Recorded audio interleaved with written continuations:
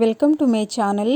ఈరోజు అమ్మ వంటల రుచిలో బ్రౌన్ బ్రెడ్తో నోరూరించే బ్రెడ్ పిజ్జా ఈజీగా ఇంట్లో ఎలా తయారు చేసుకోవాలో ఇప్పుడు చూద్దాం. ఒక బౌల్లో 3 టీ స్పూన్లు టమాటో సాస్ వేసుకోండి. తరువాత ఇందులో 1 టీ స్పూన్ వరకు red chilli sauce, half teaspoon chilli flakes, half teaspoon oregano,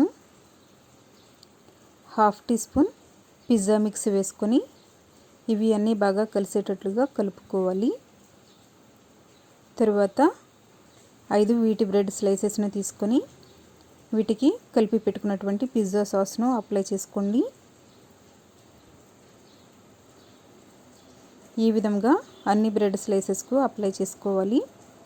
తరువాత సన్నగా తరిగి పెట్టుకున్న క్యాప్సికమ్ 1, టమాటో 1, ఆనియన్ 1 తీసుకొని ఇలా చూపిస్తున్న విధంగా బ్రెడ్ పైన క్యాప్సికమ్ పెట్టుకోవాలి. తరువాత తరిగి పెట్టుకున్న టమాటోను కూడా అన్ని బ్రెడ్ స్లైసెస్ పైన పెట్టుకోండి. ఇలా అన్నింటిపైన పెట్టుకున్న తర్వాత తరిగి పెట్టుకున్న ఆనియన్స్ను కూడా పైన వేసుకోవాలి. ఇలా అన్నింటిపైన వేసుకొని చిటికెడు ఉప్పును పైన చల్లుకోవాలి. ఇలా చల్లుకున్న తర్వాత తురుముకున్నటువంటి చీజ్ను వేసుకోండి. ఇలా తురుముకునైనా వేసుకోవచ్చు, లేదంటే బ్రెడ్ పైన మీరు డైరెక్ట్గా చీజ్ను తురుముకోవచ్చు. ఇక్కడ నేను మొజరెల్లా చీజ్ తీసుకున్నాను. తర్వాత ఒరిగానో కొద్దిగా పైన చల్లుకోవాలి. అలాగే పిజ్జా మిక్స్ను కూడా కొద్దిగా పైన చల్లుకోండి. ఇలా చేయడం వల్ల టేస్ట్ చాలా బాగుంటుంది. తరువాత స్టవ్ మీద పెనం పెట్టుకొని వేడైన తరువాత కొద్దిగా నూనె అప్లై చేసుకోండి. తరువాత ఈ బ్రెడ్ స్లైస్ను పెట్టుకొని మూత పెట్టుకొని లో ఫ్లేమ్లో 2 లేదా 3 నిమిషాల పాటు కాల్చుకోవాలి. చీజ్ మెల్ట్ అయ్యేంత వరకు కాల్చుకోండి.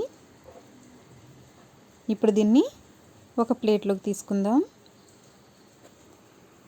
ఇదే విధంగా అన్నింటినీ కాల్చుకోవాలి. పిజ్జా తినాలనిపించినప్పుడు ఇలా బ్రెడ్తో పిజ్జా ఈజీగా ఇంట్లో తయారు చేసుకోవచ్చు. చాలా టేస్టీగా ఉంటాయి.